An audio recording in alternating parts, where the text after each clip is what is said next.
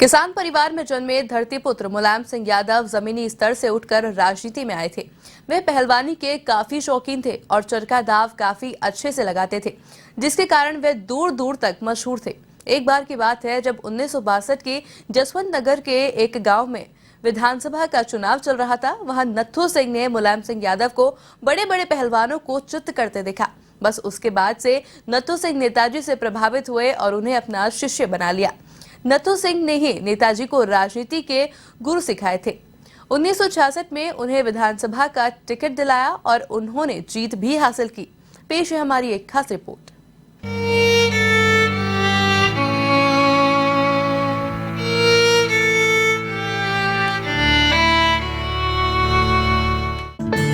देश में 60 के दशक में समाजवाद की लहर थी और समाजवादी आंदोलन के बड़े नेता थे राम मनोहर लोहिया। तब उस दौर में यूपी के इटावा में भी समाजवादियों की रैलियां होती थी और इनमें शामिल होते थे नेताजी के नाम से चर्चित मुलायम सिंह यादव। इसलिए ही समाजवादी विचारधारा उनको भाने लगी थी। इस कारण वह अखाड़े के साथ रैलियों में दिखने लगे। समय बीतता गया और नेताजी समाजवाद के रंग में रंगते गए। विधायक बनने के लिए टिकट तो मिला, लेकिन प्रचार के लिए उनके पास केवल साइकिल ही थी। प्रजा सोशलिस्ट पार्टी के बाद डॉक्टर लोहिया ने संयुक्त सोशलिस्ट पार्टी बनाई और मुलायम सिंह यादव उसके सक्रिय सदस्य बने।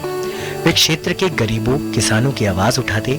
तब नेताजी सियासत, पढ़ाई और कुश्ती को बराबर समय दे रहे थे। जसवंत नगर की एक कुश्ती दंगल में युवा मुलायम सिंह पर विधायक नत्थू सिंह की नजर पड़ी और नत्थू सिंह मुलायम सिंह के मुरीद हो गए और अपना शागिर्द बना लिया। इस बीच मुलायम सिंह ने इटावा में बीए किया और फिर बैचलर ऑफ टीचिंग की पढ़ाई के लिए शिकोहाबाद चले गए। 1965 में करहल के जैन इंटर कॉलेज में नौकरी भी की। इस बीच वह साल आ गया जब मुलायम सिंह यादव के नेताजी बनने की कहानी शुरू हुई। उस वक्त 1967 में विधानसभा चुनाव होने थे। मुलायम के राजनीतिक गुरु नत्थू सिंह तब जसवंत नगर के एमएलए थे। उन्होंने अपनी सीट से मुलायम को मैदान में उतारने का फैसला लिया। लोहिया से पैरवी की और मुलायम के नाम पर मुहर लग गई और मुलायम सिंह जसवंत नगर विधानसभा सीट से सोशलिस्ट पार्टी के उम्मीदवार बने, लेकिन प्रचार के लिए साधन नहीं थे। तब उनके दोस्त दर्शन सिंह ने मुलायम को साइकिल पर बैठाकर नेताजी के साथ गांव-गांव प्रचार किया। फिर पुरानी एम्बेसडर खरीदी तो ईंधन की दिक्कत आई, पैसे नहीं थे। ऐसे में मुलायम और दर्शन ने मिलकर एक वोट एक नोट का नारा बुलंद किया। चंदे में 1 रुपया मांगा और उसे ब्याज सहित लौटाने का वादा किया। दूसरी ओर गांव वालों ने नेताजी के लिए उपवास रखा, एक वक्त खाना खाया और बचत के पैसे से ईंधन भरने लगा। प्रचार के लिए कार दौड़ने लगी। इसके बाद भी दूसरे नेताओं की तुलना में उनके पास प्रचार प्रसार के साधन नहीं थे, लेकिन मुलायम और उनके समर्थकों का जोश देखने लायक रहा। मुलायम की लड़ाई कांग्रेस के दिग्गज नेता हेमवंती नंदन बहुगुणा के शिष्य एडवोकेट लाखन सिंह से थी।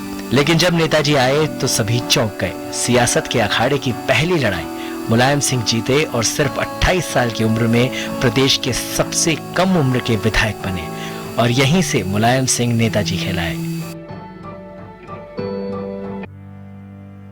डॉक्टर राम मनोहर लोहिया 12 नवंबर 1967 को दुनिया से चल बसे तो फिर सोशलिस्ट पार्टी कमजोर पड़ने लगी। 1969 का विधानसभा चुनाव नेताजी हार गए।